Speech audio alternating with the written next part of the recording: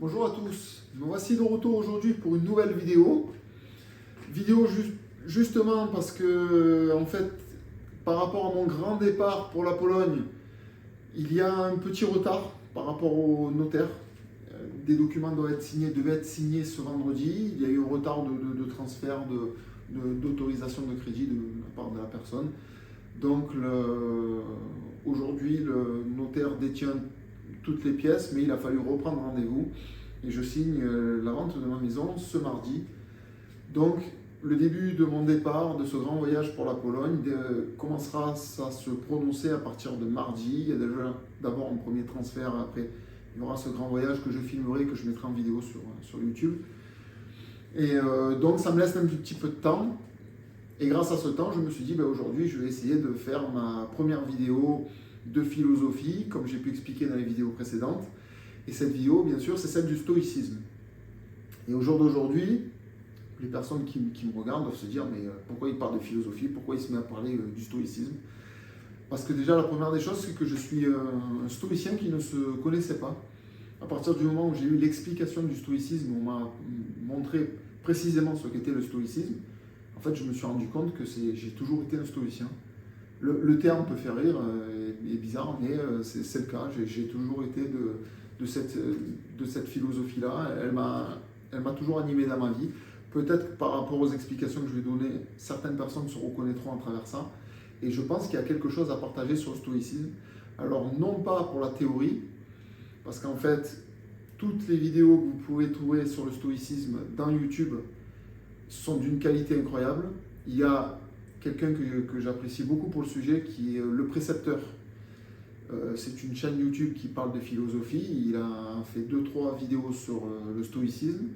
Et si vous voulez vraiment bien faire l'analyse, le tour de la théorie du stoïcisme, c'est les vidéos du précepteur qu'il faut regarder parce que lui, c'est vraiment complet. Et c'est vraiment quelque chose que même moi, je serais incapable de fournir un travail pareil. Donc, je vous conseille d'aller voir ces vidéos. Du coup, vous devez vous demander, mais alors pourquoi fait-il une vidéo sur le stoïcisme? Et bien parce qu'en fait, j'ai une carte à jouer sur le sujet. Parce que tout stoïcien que je suis, je m'aperçois qu'en fait, je peux vous parler du stoïcisme vis-à-vis de la pratique. Pas la théorie, mais de la pratique. C'est-à-dire à partir du moment où vous êtes investi par cette philosophie, vous avez la capacité de la mettre en application et de montrer le fruit de ce que peut apporter le stoïcisme dans votre vie. Et c'est exactement le cas pour moi. Il y a des gens qui doivent se poser la question, mais il se barre en Pologne, il prend la route, il plaque tout, il vend sa maison, il perd son travail, il fait tout, mais ou il est fou, ou alors il y a quelque chose. Bon, je ne suis pas fou, je vous rassure, tout va bien pour moi, mais en fait, c'est qu'il y a quelque chose derrière, quelque chose de bien plus grand que cette simple société de consommation, que ce monde-là. Il y a quelque chose de beaucoup plus important à mes yeux. Donc, cette vidéo est là pour vous faire la représentation, la description du stoïcisme à mes yeux, et ce qu'elle m'a apporté dans ma vie, dans les démarches que je prends. Et le plus important, ce qu'elle peut à vous, ceux qui écoutez cette vidéo, ce qu'elle peut vous apporter personnellement. Est-ce que cette réflexion-là peut vous permettre de franchir le pas, de vaincre certaines peurs, certaines choses, pour faire quelque chose que vous n'osiez pas faire dans vos propres vies. On a tous des vies différentes, chacun a ses propres objectifs, et c'est peut-être une aide personnelle qui ferait que je vais tenter le coup de faire quelque chose que j'avais jusqu'à maintenant, j'avais peur et que peut-être je n'aurais jamais osé faire.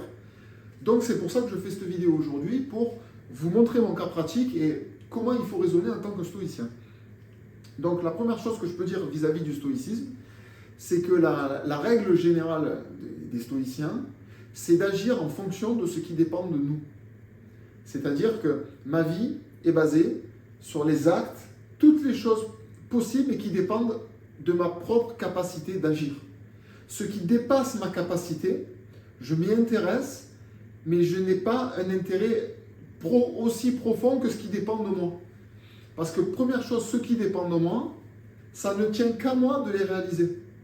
Si quelque chose dépend de moi, mais qu'elle ne se fait pas, je pourrais m'en prendre qu'à moi-même. Parce que je suis acteur de la chose. Si ça ne se fait pas, Et ben je pourrais me dire, mais c'est parce en fait tu n'en avais pas tant envie que ça. Parce que ça ne tenait qu'à toi d'arriver au bout de ça. Je vous donne un exemple tout bête. J'ai l'intention d'aller au bout de la rue là, de faire 500 mètres d'aller à la maison qui est au bout de la rue à côté de chez moi. Je peux partir, aller faire ce truc-là, aller faire les 500 mètres. Si c'était quelque chose d'important à mes yeux, quand je vais arriver au bout, je vais avoir une satisfaction, je vais dire voilà, tu avais envie de faire ça et tu l'as fait. Et ça se peut que je ne vais pas le faire, je tourne ma vidéo, je reste ici, bien tranquille, et ça se peut que ce soir, je me dis tard, tu avais prévu d'aller au bout de la rue, tu ne l'as pas fait. Ben c'est pas grave. Si tu ne l'as pas fait, c'est qu'en fait, tu n'avais pas tant envie que ça. Parce que si tu avais vraiment la volonté de faire les choses, tu l'aurais fait. Et ça, c'est ce qui dépend de nous pour tout et pour tout. Pour toutes les choses possibles.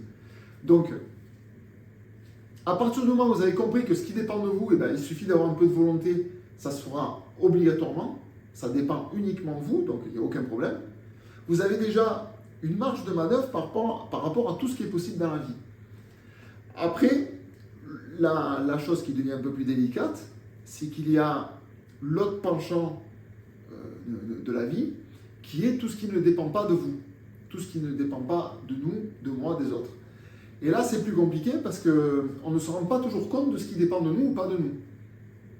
Je vais vous donner un exemple. Tout le monde a sans doute une voiture. Vous avez une voiture qui est garée devant chez vous, et tous les matins, vous la prenez pour aller travailler. Et ça se peut qu'un matin, vous sortiez, vous démarrez la voiture pour partir, vous commencez à 8h, il est 8h moins le quart, le travail n'est pas très loin, mais un quart d'heure de route, de voiture, l'habitude habituelle, et ce matin-là, la voiture ne démarre pas. Comme vous avez des obligations et que la voiture, pourtant, vous dites, ça dépend de moi, c'est moi qui vais agir sur la voiture, etc. Mais il y a tout un tas de choses possibles avec la voiture qui fait que ça ne dépend pas de vous. Et là, il va se passer un événement qui ne dépend pas de vous. Vous n'étiez absolument pas pris à ce que la voiture ne démarre pas ce matin. Ça va causer des problèmes dans toutes les décisions que vous avez prises pour la journée. Et là, des passions tristes vont se manifester. C'est-à-dire des passions tristes, tout un tas de ressentiments, la pression d'arriver en retard, la peur de se faire engueuler, la peur de perdre son travail, enfin, tout un tas de sentiments négatifs qui vous envahissent. Pourquoi? Parce que vous êtes tributaire de quelque chose qui ne dépend pas de vous. Alors c'est un exemple de voiture, c'est le plus gros exemple qui puisse exister. Il y a tout un tas d'exemples possibles. Je ne sais pas, vous avez quelque chose de gros encore, vous venez de vous mettre en couple avec une petite amie. Vous étiez célibataire, vous avez rencontré quelqu'un, ça fait 6 mois que vous êtes ensemble. Et cette personne, eh ben, c'est le grand amour, vous entendez super bien, il y a tout qui colle, le relationnel, vous avez les loisirs en commun, tout fonctionne bien, la même vision, la même philosophie de vie, tout colle, tout est super, tout est parfait. Donc vous avez des projections, vous vous projetez, vous imaginez l'avenir, le futur, etc. Et vous apercevez, grâce à quelque chose qui vous tombe sur les yeux, au bout de 6 mois de couple, que vous êtes ensemble, quelqu'un vous a dit une confiance absolue, et vous apercevez que d'un coup, cette personne, elle vous a trompé. Elle a rencontré quelqu'un d'autre avec qui elle a une relation, même si c'est une erreur, pas une erreur, on ne sait pas, mais il s'est passé quelque chose avec quelqu'un d'autre. Et là, d'un coup, vous apprenez ça, et la folie vous prend, quoi. En fait, vous rentrez dans un état où vous dites, mais je suis déçu, je suis dégoûté, j'ai envie de la tuer, j'ai envie de tuer le gars avec qui ça s'est passé, j'ai envie de faire... Enfin, vous allez être chargé de toutes les pressions, toutes les morales possibles qui vont vous faire un mal, mais pour ceux qui ont peut-être vécu ça, ben, vous voyez que c'est une douleur atroce. Ben, en fait, sur cet exemple, quand vous vous placez en stoïcien, ben, vous vous dites, en fait, la personne qui vit toutes ces douleurs, toutes ces souffrances, en fait, c'est parce qu'elle a eu une erreur de jugement, elle a eu une mauvaise analyse du monde tel qu'il se présente, et en fait, elle s'est fait un monde dans sa propre vision des choses, et une fois que le monde lui a montré que les choses n'étaient pas comme il l'imaginait lui, ben là, il s'imagine qu'on lui a fait un couteau dans le dos, qu'on a fait ci, qu'on a fait ça. Alors pour cet exemple précis, je peux donner une précision, c'est que quand vous mettez en couple avec une personne, vous imaginez à tout prix que cette personne, elle va être parfaite. Elle va se comporter parfaitement, elle va être loyale envers vous, c'est la femme de votre vie, etc. Et c'est cette perfection que vous imaginez dans votre esprit, une fois qu'elle est fracturée, qu'elle est abîmée, qu'elle a été cassée, c'est là que vous avez une déception et vous en voulez à la personne. Mais le problème, c'est pas que la personne a fait l'erreur. Le problème, c'est le jugement que vous aviez de cette capacité à faire l'erreur. Le problème, c'est que vous êtes convaincu que la personne avec qui vous étiez était parfaite.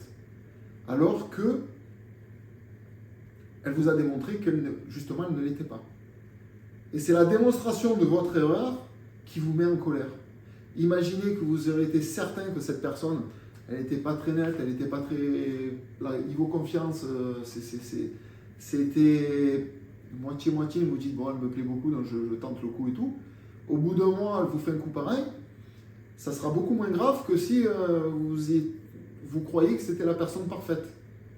Parce que c'est juste une question de projection.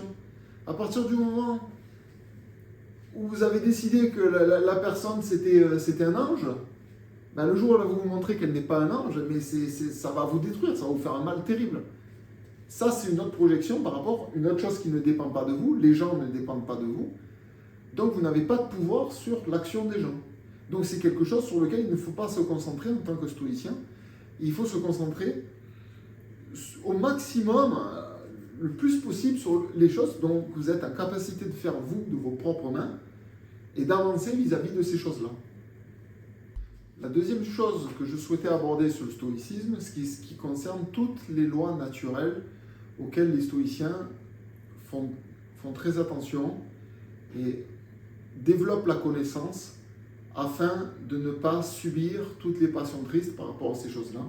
L'une d'elles qui est très importante et que je souhaitais souligner, c'est la loi de causalité, c'est-à-dire la loi de la cause à effet. Toutes les causes ont un effet qui crée une cause, qui crée un effet, qui crée une cause, etc. Et tout est régi par cette loi, c'est-à-dire que rien n'arrive par hasard. Les choses qui se passent justement parce qu'il y a eu des événements passés qui ont conduit à ce que les choses en arrivent à ce point-là. Donc ce principe de loi de causalité, c'est quelque chose dans lequel les stoïciens se concentrent, se positionnent là-dessus, et ils arrivent à départager en fait sur la loi de causalité tout ce qui dépend de nous, tout ce qui ne dépend pas de nous, pour la même façon.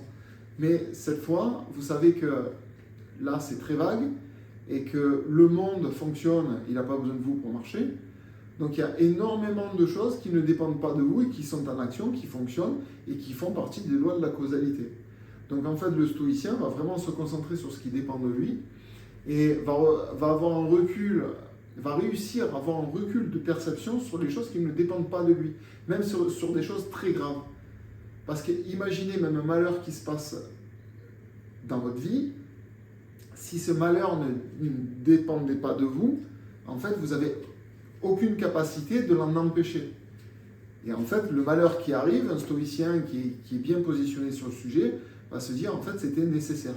C'était une nécessité, même si c'est la pire chose qui vous touche personnellement. Parce que personnellement, c'est un drame, vous voyez ça comme un drame, mais vis-à-vis du monde, vis-à-vis de l'univers, c'était quelque chose qui devait arriver. Même les pires choses, même la perte de quelqu'un. Pour vous, c'est quelque chose de tragique, c'est une tragédie. Vous perdez quelqu'un de votre famille, jeune, plus vieux, quel que soit l'âge, quelles que soient les circonstances. Mais aux yeux de la nature, cette personne devait partir là. Si elle est partie, c'est qu'elle devait partir. C'est comme ça, c'était nécessaire. Il n'y a aucune erreur dans la nature, en fait. Ça fait partie des principes, des réflexions vis-à-vis des lois qui régissent ce monde. Comme par exemple, une loi, alors moi personnellement que j'apprécie beaucoup, c'est la loi de la vérité et du mensonge. Quelque chose mais très simple, très simple. Quelqu'un qui ment, quand vous parlez à quelqu'un qui ment, à partir du moment où vous avez une supposition que vous arrivez à déceler son mensonge et qui sent que vous rentrez dans le mensonge, il va se sentir bas, il va se sentir faible, il va chercher des alternatives, il va vivre des passions tristes, il va être mal, il va être pas bien parce qu'il va sentir qu'on va le déceler, etc. Il se met dans un état pas possible en fait, il s'enfonce dans son truc. Alors que quelqu'un qui soutient la vérité, quelqu'un qui se bat même pour la vérité, qui souhaite en permanence donner la vérité, c'est quelqu'un à partir du moment où il pense qu'il la détient sur un certain sujet, va marcher la tête haute et va clamer la vérité, à partir du moment où il espère que c'est la vérité, que c'est défini, que c'est sûr que ce soit la vérité, il va clamer la vérité autour de lui et sans aucune hésitation. Parce que la vérité, en fait, rend puissant et le mensonge vous affaiblit énormément. Et ça, c'est une des lois de ce monde qui est prise en compte par les stoïciens et qui vous aide à évoluer dans votre vie. En fait, il y a tout un tas de lois qui vous rabaissent, qui vous répriment ou qui vous mettent en avant, qui vous exhortent, je ne sais pas comment dire ça. Et le stoïcien qui a compris ces choses-là va avoir une confiance en toutes ces lois en les appliquant. Et même, ça va plus loin que ça, parce que tous les stoïciens ne connaissent pas toutes les lois de la nature qui régissent ce monde et qui font qu'il faut vraiment bien les appliquer à la lettre, parce que sinon, on ne les connaît pas tous. Mais en fait, le stoïcien a une confiance tellement profonde sur les lois de la nature, qu'en fait, il suffit d'appliquer tout ce qu'il comprend, de sentir, même au feeling. Des fois, vous sentez des choses, vous dites, non, il faut que je me comporte comme ça, il faut que je fasse comme ça, il faut que je fasse comme ça. Et en fait, il y a une confiance parce que ces lois vous protègent quelque part. Alors, je prends un exemple, c'est toujours pareil, je prends un simple exemple. Quelqu'un qui a une bonne connaissance de ces lois, qui sait que ces lois sont une protection, il va faire en sorte de dire tout le temps la vérité, de se baser sur la vérité tout le temps, sur son quotidien, sur la vie. Aujourd'hui, qu'est-ce que tu as fait? J'ai fait ça, même si ça déplaît. Quelqu'un, tu trouves que mon chemisier est joli? Ben non, je trouve franchement, il te va pas du tout. Bon, ça va gêner, ça va choquer la personne. Mais l'avantage, c'est que la personne, elle a une confiance absolue en votre parole. Même que ce que vous dites, ça lui déplaît, elle sait très bien que vous n'allez jamais faire semblant, vous n'allez pas dire de fausses trucs et tout. Et le jour, quand elle voudra vraiment un point de vue vrai, qu'elle voudra faire confiance dans le point de vue, elle fera appel à vous. Contrairement à quelqu'un qui, par exemple, il dit tout le temps la vérité, un jour il ment. Un jour, un ami à vous, un jour il vous raconte un boulevard, et vous apercevez qu'il vous a raconté un boulevard. Et bien ce qui va se passer, c'est que dans les temps qui suivent, à chaque fois que vous poserez une question qui vous donnera la réponse à sa question, vous aurez toujours la suspicion du bobard. Et ça, c'est quelque chose c'est quelque chose qu'il faut comprendre, mais c'est profond comme truc. Quelqu'un qui ment une fois est susceptible de mentir en permanence. Et donc, en même temps, quelqu'un qui ne ment pas, moi je le dis tout le temps, moi je mens jamais. Et quelqu'un qui ne ment pas, dès qu'on vous parle, on s'adresse à vous et que vous dites quelque chose mais d'incroyable, vous dites, bah, tu sais, hier j'ai vu ça, ça s'est passé comme ça, etc. Mais quand les gens vous connaissent, que vous mentez jamais, quitte à choquer les gens, quitte à vous disputer avec les gens, parce que la réponse ne va pas leur plaire. Mais d'un certain côté, il y a une confiance. Et ça c'est quelque chose, ça vous protège. Quand les gens savent que vous êtes comme ça, vous avez une aura qui vous protège, contrairement à ceux qui sont des menteurs. Un événement tout bête, vous voyez un ovni dans la rue, vous dites « j'ai vu un truc, ça m'a fait penser à un ovni, ça m'a fait halluciner ». Mais à quelqu'un qui sait que ça fait 30 ans qu'il vous connaît, vous ne lui avez jamais sorti un seul mensonge, il va se poser des questions. Maintenant, si vous avez un collègue, c'est un taré, il vous raconte des conneries du matin au soir, et d'un coup, le lendemain, il vient vous voir et vous dit « oh, j'ai vu un ovni dans le ciel ». Oui, tu as raison, je sais. Mais c'est clair et net. Donc ça, par exemple, cette loi de la vérité et du mensonge, mais elle est incroyable. C'est une arme incroyable, en fait. Dès que vous vous mettez du côté de la vérité, c'est une arme incroyable. Et c'est la même chose pour la loi de causalité. Dès que vous comprenez comment régit le monde, comment fonctionne le monde, ben vous vous dites, en fait, le monde ne fonctionne pas comme je le veux moi. Le monde fonctionne comme il doit fonctionner. Et si moi je suis choqué par rapport aux choses qui se passent dans le fonctionnement du monde, c'est parce que je me suis créé un monde à l'image que je souhaitais me créer. Le monde dans lequel je vis, c'est le monde que moi, mon idéal, a projeté. C'est pas le monde réel naturel dans lequel on vit. Et le monde réel, vous savez très bien que vous allez vous lever, vous avez croisé un hypocrite, vous avez croisé un jaloux. Ça, c'est du Marc Aurèle, un grand stoïcien, un empereur qui était un grand stoïcien. Et vous allez croiser tout un tas de personnes susceptibles de vous causer du tort. Et le problème, il ne faut pas en vouloir à ces gens de vous causer du tort. Si vous avez connaissance que les gens sont capables de vous causer du tort, mais vous ne serez absolument pas choqué lorsque les gens vont vous causer du tort. Donc en fait, vous avez une protection qui fait que vous savez très bien que les gens sont capables d'être méchants et comme ils sont capables d'être gentils. Et quand vous voyez quelqu'un qui est capable d'être vraiment méchant, que vous voyez devant vous cette personne-là fait partie de ce truc-là, vous l'écartez parce que c'est quelque chose de négatif dans votre vie. Et c'est comme ça que fonctionne. Et c'est pour ça que je voulais parler du stoïcisme, parce que déjà, ça peut vous apporter personnellement un atout dans votre vie. C'est le cas pour moi. Le stoïcisme, ça m'apporte quelque chose d'incroyable. C'est un atout de vie. J'ai une confiance en la nature, mais incroyable. Parce que les lois de causalité, les lois de la raison, mais elles sont intouchables. C'est des lois, pour ceux qui sont croyants, c'est des lois divines. C'est des lois qu'on ne peut pas contourner. C'est des lois qui régissent ce monde. Je prends un verre, je lâche le verre, il va se péter par terre. Vous pouvez me dire ce que vous voulez. Le verre, il va se casser par terre. Donc, étant donné que je sais que le verre va se casser par terre, mon intérêt, c'est pas de casser des verres. Donc, je ne ferai jamais ça. Et l'idée est là. C'est d'apprendre toutes les lois de causalité, le maximum, pas toutes, mais le maximum de lois de causalité qui peuvent pourrir votre vie, et de faire en sorte de partir toujours du bon côté pour ne pas subir les mauvaises choses que ces lois vous octroieraient contre vous. Comme je vous disais, les essentiels, le mensonge et les mauvaises actions, de toutes choses négatives. Quelqu'un qui n'est pas disponible pour les autres, ben, le jour où il a besoin de quelqu'un, il n'y aura personne. Ça fait partie des lois. Et ça, c'est une loi, vous le comprenez, vous l'enregistrez, vous dites, eh ben, en fait, je me dois d'être quelqu'un au service des autres. Vous êtes au service des autres, mais là, c'est pas pareil. Les gens, dès qu'ils vont s'apercevoir que vous avez toujours tout fait pour les aider, que vous avez été... Mais le jour où vous arrivez à un problème, ils seront là. Et c'est ça la clé, en fait. C'est le principe qui fait que votre vie est protégée parce que vous exercez toutes les lois de fonctionnement, tous les fonctionnements des lois qui régissent ce monde. Pas tous, je ne pourrais pas vous énumérer, mais on les ressent. Vous avez une intuition qui vous dit comment il faut se comporter à chaque instant. Et c'est votre intuition qui vous le dit. Il faut être vrai, il faut aller dans le bon sens, il ne faut jamais aller dans le mauvais sens. Donc, le stoïcisme, personnellement, eh bien, il m'a apporté cette force qui me permet d'aller de l'avant et d'être confiant dans ce que je fais. Et je sais très bien que, quoi qu'il puisse m'arriver dans les temps futurs, il y aura toujours une main qui sera tendue pour me relever. Parce que toute ma vie, je n'ai fait que tendre la main aux gens. Et c'est un conseil que je donnerai à tout le monde, de tendre la main aux gens, de vivre. Il y aura une vidéo sur ça, donc je ne veux pas trop en parler, mais plus vous êtes une belle personne, plus vous essayez d'être quelqu'un de positif et tourné vers les autres, et plus la vie vous sourira. Plus vous êtes tourné vers la vérité, vous soutiendrez la vérité, quitte à tout perdre. Il y a des gens qui sont capables de tout perdre pour la vérité. La nature vous le rendra. Les principes de vie, vous ne pouvez pas échouer quand vous suivez ces règles-là. C'est strictement impossible. Et ça, c'est le premier point vis-à-vis du stoïcisme.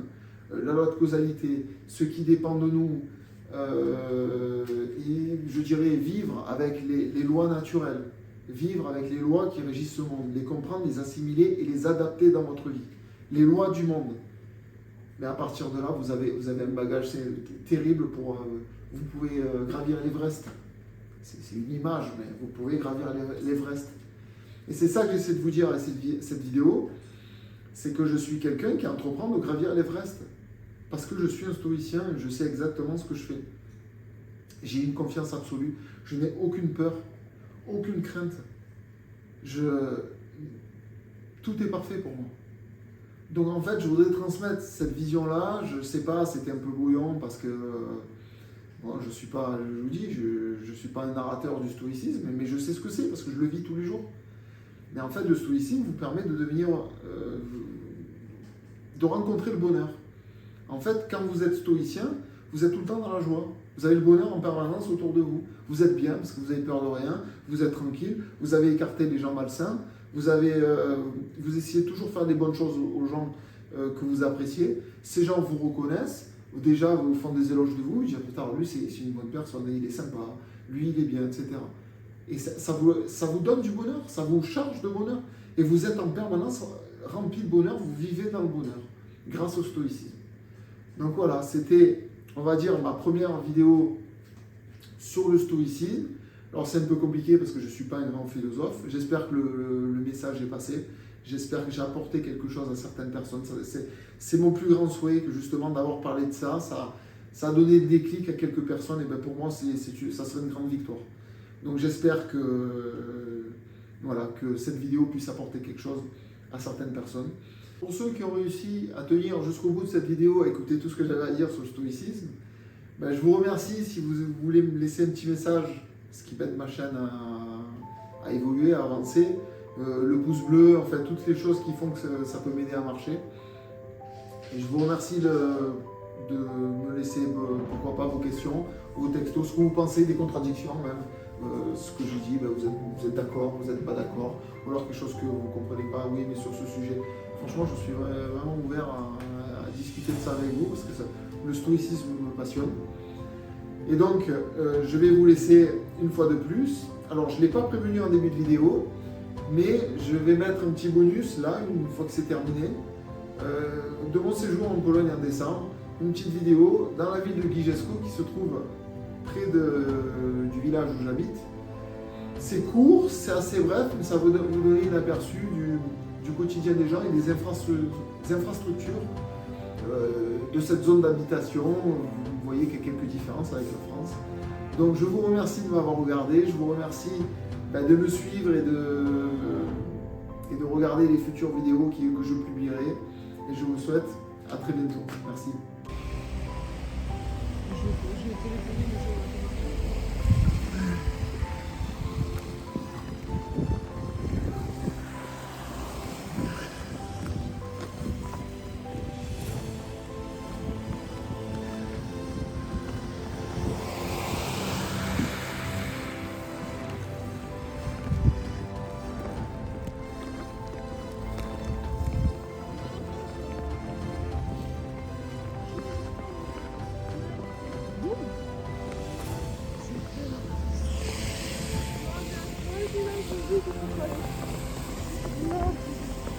Qu'est-ce qui se passe?